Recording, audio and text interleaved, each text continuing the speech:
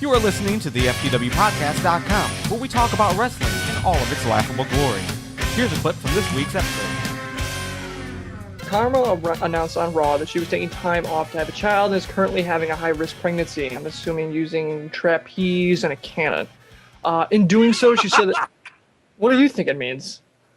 I don't know, but that was pretty amusing. Baby comes out with a chair. Yeah, that's what I'm thinking. And then they have they have a lumberjack match in the middle of the birthing ward. In doing so, she said that JR said she was too fat when she was trying out for Tough Enough too. A bunch of Twitter messages were basically JR is kind of saying, "Oh, Kharma's so awesome, Kharma's so awesome, Kharma's so awesome." I mean, what do you guys think about this, Kev? Well, okay, in any sport of any kind, females have to make a decision about having a child. It's something men don't have to do. At some point in their life, they have to stop and make this decision. So good for her.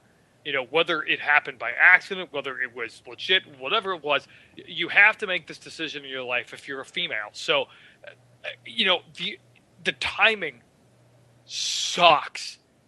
I mean, royally sucks. Joe touched on it last week about how the ratings have skyrocketed for women's segments, all because we all want to see her, and we do. I mean, I've said it many times. I fast forward through the Divas matches because I don't care about them. But I cared about watching Kharma come down, so I would watch the match and then see Kharma come down and wreck. So the timing could not be any worse, but good for her. She wanted to have a kid. She's going to have a kid, so I think it's great. I'm looking forward to seeing her back. I don't think the angle was necessary with the Bellas, but I guess they decided it was. Why not just have her start fresh with something when she comes back? But that's neither here nor there. Have the kid, go through some time off, and come back in 9 months. I'm excited to see it because I think it's going to be great whenever she does. All right. What about the? She said that JR said that she was too fat when she was trying out for Tough Enough too. Do you think that has any merit, or that implication has any merit? I don't know. It doesn't seem like a JR comment to me. Whether or not it was, hey, maybe, but maybe that's how she construed it. Yeah, but if you go back and you end up seeing screenshots, she looks awkward. Like, I think the fact that she actually gained more weight helped her. I mean, it wasn't her like cardio, I think, like, because she could still move in the ring. She just looked very awkward. She was like, she had a bigger girl's frame, and if you're too skinny, then you just look awkward. Do you look awkward, Joe? I think they look awkward. Like Refrigerator Perry. Remember that guy? Yes. Yeah. Yes. He too looked awkward. Yeah, I didn't have his G.I. Joe figure, though. What the fuck? Can you remember that? How the fuck does that guy get a G.I. Joe figure, Anyway, that's another podcast altogether. All right. What about the stuff of, okay, so assuming that, it does seem weird that JR would say something like that, because he never really ever said anything like that. He was getting heat out the ass on Twitter for it, man. I mean, the fans were going after him for it. Yeah, but I mean, look at what was happening. I mean, like, he was the vice president of talent. Like, he was the guy to say yay or nay on anybody. Right, but I find it interesting that JR is so loved, but Kharma does this one little thing, this implication, and all of a sudden there's just heat leveled on a guy who is normally so beloved. I mean, I find that interesting because Kharma's like brand new to the WWE universe, Well, she's just like, the fucker said I was fat. I still got here. Fuck that dick, No, I just think that's really cool that she's able to make an implication like that.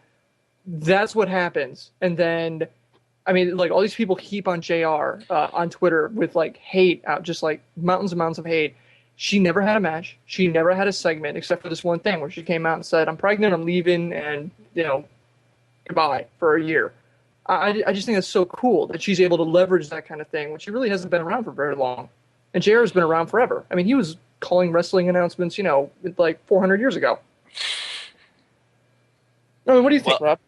I think the crux of the issue here, looking at what JR posted on his Twitter, I think it opens up the issue of what exactly was said.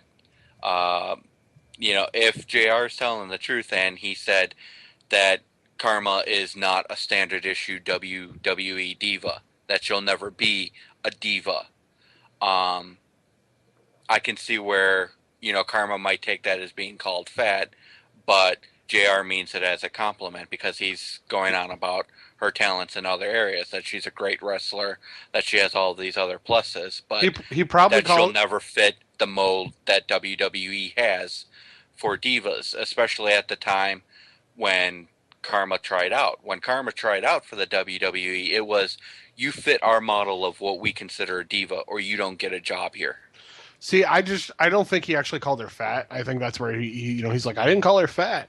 No, he probably called her husky or called her thick. He used one of those terms to kind of soften the blow. There's so much anger in your voice when you say that. Oh, I wore husky pants. I was a fat kid. I still am. But, and at the same point in time, if he did call her fat, look at who's talking. Yeah, he said it himself. JR is not exactly a thin. Yeah, he said it. He said it on his Twitter. I'm fat too. Duh. Yeah, he's not exactly lighting up the runway. Exactly. Who weighs less, Kharma or JR? I'm really happy that he never said she was well spoken. Because that's all we need. It's just for JR to do that because he's from the South, he's from Oklahoma, and that's all you need is for him to just say something stupid like that. And it's like, oh damn it! Now that's what we're gonna be talking about all week. All right, any last things on the Kharma thing before we move on? Miss you, Kharma. Well, you've heard our thoughts, but now we want to hear from you. You can find us on Facebook and Twitter, and even join us live every Tuesday at 8 p.m. at the FTWpodcast.com.